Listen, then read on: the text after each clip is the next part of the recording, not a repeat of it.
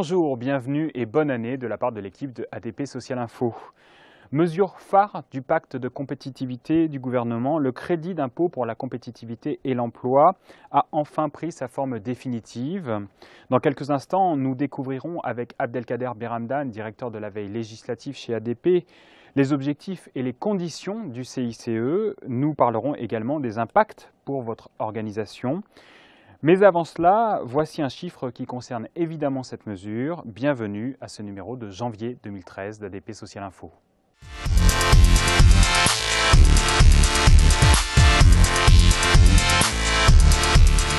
La taxe sur les salaires n'est due que par une partie des entreprises. Pour autant, la loi de financement de la sécurité sociale pour 2013 en a modifié le mode de calcul pour en améliorer le rendement. Une nouvelle tranche à partir de 150 000 € a été créée. Quelles sont ces modifications? C'est ce que nous allons regarder dans la loi.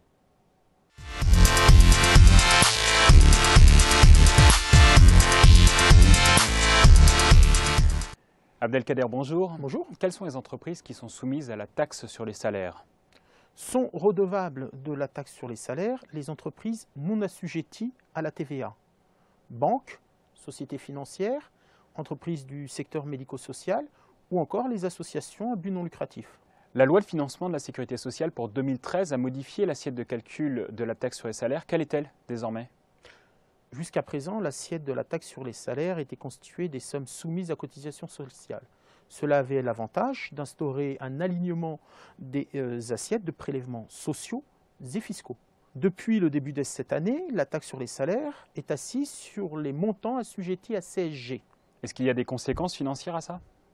Oui, on va élargir l'assiette de la taxe sur les salaires. Des sommes non assujetties à cotisation sociale mais à CSG, CRTS entreront dans cette assiette. À titre d'exemple, les montants relatifs à la participation ou encore une partie des indemnités de rupture. Cela va améliorer bien évidemment le rendement de cette taxe sur les salaires. Alors la loi instaure aussi une nouvelle tranche et un nouveau taux, c'est bien cela? Effectivement, une quatrième tranche est créée. Il s'agira de tous les montants excédant 150 000 € et au-delà. Et le taux qui est applicable à cette nouvelle tranche est de 20%. Merci Abdelkader. Quelles sont maintenant les conséquences pour vous dans votre entreprise? C'est l'objet de la rubrique qui suit.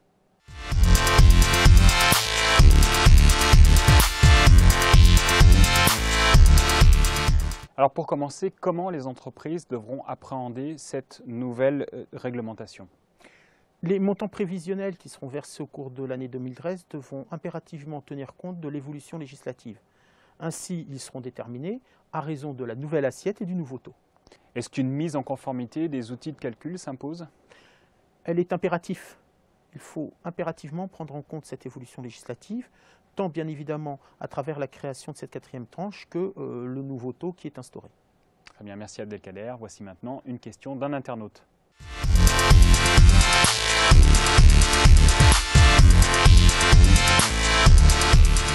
On nous demande si les entreprises pratiquant la paye décalée sont également soumises aux nouvelles règles. Entre dans l'assiette de la taxe sur les salaires l'ensemble des sommes qui sont soumises est versé entre le 1er janvier et le 31 décembre d'une année. Bien évidemment, les entreprises qui pratiquent la paye décalée, c'est-à-dire les rémunérations du mois de décembre versées début janvier, eh bien, seront assujetties aux nouvelles règles. Merci beaucoup Abdelkader. Merci. À très bientôt. À bientôt.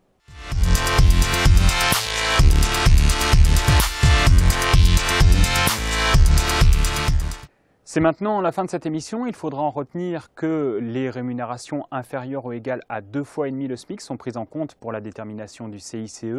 Le dispositif sera applicable à partir de janvier 2014. Enfin, des contreparties diverses seront attendues de la part de l'entreprise, sans exigence particulière. Merci beaucoup de votre attention. À bientôt.